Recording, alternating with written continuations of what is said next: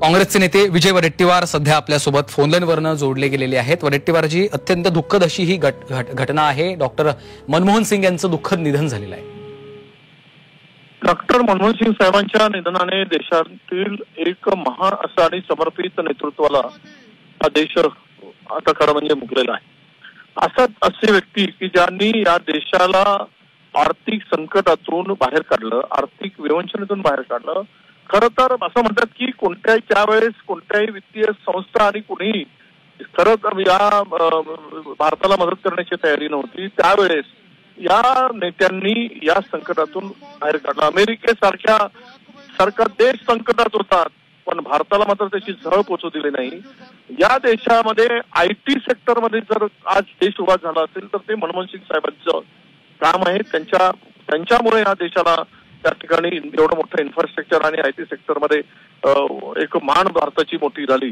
त्यावर या देशातील सोनं गहाणे ठेवलं आणि ते परत आणण्याचं काम मनमोहन सिंग साहेबांच्या गहाण ठेवलेलं सोनं परत आणण्याचं काम सुद्धा मनमोहन सिंग साहेबांच्या काळात झालं।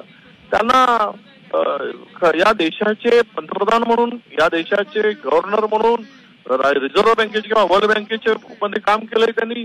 या सगळ्या संस्थांमध्ये काम करत असताना त्या सर्वांची मान उंचावेल, त्या पदाला न्याय देत असताना तिथे त्यांना या देशाची मान उंचावेल, देश नजरेपुढे ठेवून काम करणारं नेतृत्व होतं। देशातील आज जे 1.5-2 लाख रुपयाचं काही नोकऱ्या मिळत आहेत त्या केवळ आणि केवळ मनमोहन सिंग साहेबांची पुण्य आहे असं आम्ही म्हणतो।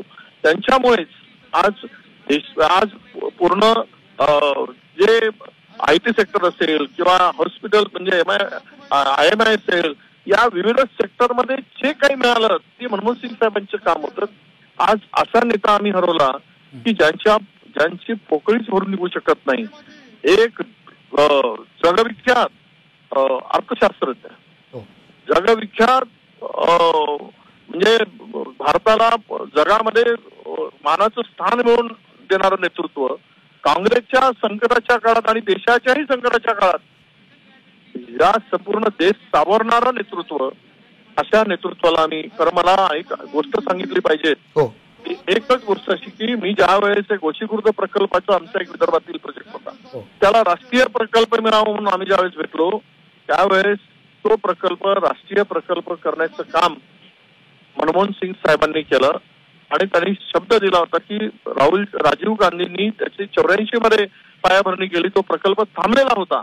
पण त्यावेळेस राष्ट्रीय प्रकल्प करून त्याला 5,000 कोटी रुपये त्या राष्ट्रीय प्रकल्प गोशीखुर्दला विदर्भातील देण्याचं काम कोणी केलं असेल तर ते मनमोहन सिंग साहेबांनी केलं। आणि आम्ही त्यावेळेस भेटलो त्यांना आणि ती विनंती केली। तर अशा एक उंचीचा नेता, देशाला समर्पित असलेलं नेतृत्व आम्ही गमावलं आहे आणि हे अत्यंत वेदनादायी आणि दुःखदायक आहे। यातून सावरणं कठीण आहे। अशा प्रकारच्या नेतृत्वाला हा देश मुकलेला आहे। निश्चितच वडेट्टीवारजी, धन्यवाद आपल्या भावना व्यक्त केल्यात त्यासाठी।